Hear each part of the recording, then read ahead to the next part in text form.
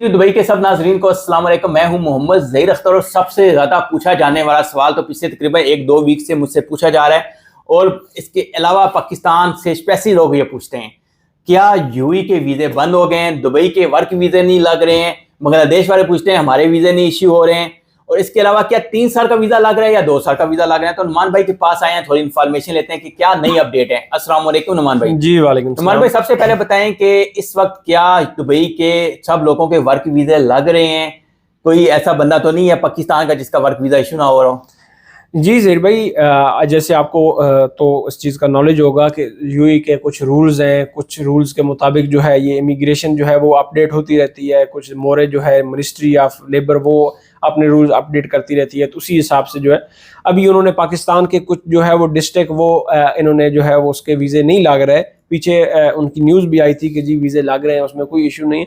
लेकिन वो हर बंदे का नहीं है कि हर बंदे के रिजेक्ट हो रहे हैं। कुछ उसमें ये है कि 70% रिजेक्शन आती है और 30% अप्रूवल आती है जिन डिस्ट्रिक्ट का इशू है। बाकी नॉर्मल कोई वीज़ा क्लोज नहीं है, बाकी वीज़े जो है वो अप्रूव हो गए हैं। अभी जैसे आपने कुछ सुना होगा कि विजिट वीज़ा जो है कुछ डिस्ट्रिक्ट के उनके भी जो है वो 60% रिजेक्शन है और 40% चांस अप्रूवल के भी हैं।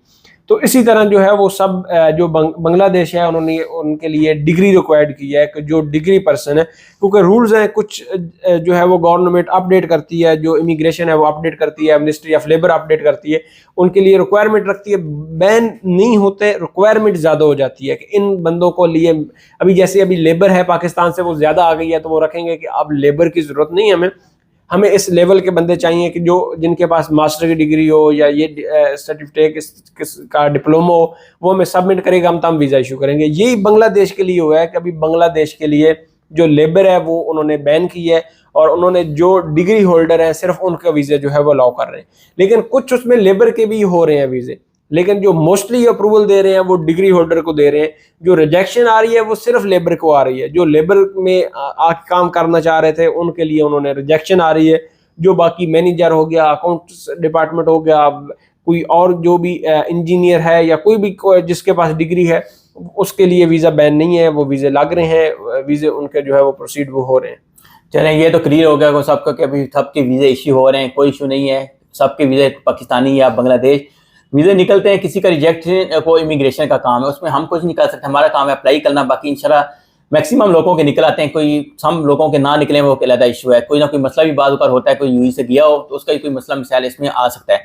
तो अभी इसमें नुमान भाई ये भी बताएं, अभी इस टाइम ऐलान हुआ था लास्ट टाइम कि 3 साल का वीज़ा या 2 साल का वीज़ा या पार्टनर का 3 साल का वीज़ा 2 साल, अभी कौन कौन से इस कंडीशन में वीज़े लोगों को मिल रहे हैं? ज़हीर भाई, अभी तक जो वीज़ा है वो 2 साल का है। कोई 3 साल में अनाउंसमेंट हो गई है, इंशाल्लाह मे बी 2024 से जो है वो स्टार्टअप उसका हो जाए। लेकिन अभी तक जो वीज़ा लग रहा है वो 2 साल का है।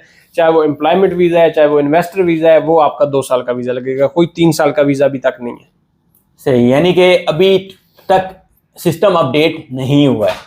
नुमान भाई का बात करने का मतलब ये बनता है, चाहे कोई सिस्टम अपडेट होगा ज़रूर आपसे वीडियो बना के आपको शेयर करेंगे। ऐलान हुआ है, अनाउंसमेंट हुई है, लेकिन अभी तक सिस्टम अपडेट नहीं हुआ है। ये कोई न्यू अपडेट थी तो डाउटफुल थे मेरे बांग्लादेश के भाई दोस्त या पाकिस्तान के जो डाउटफुल थे, तो ये आई थिंक उनके कुछ डाउट्स इस वीडियो से क्लियर हो गए हैं। मिलते हैं नेक्स्ट वीडियो में। अल्लाह हाफिज़।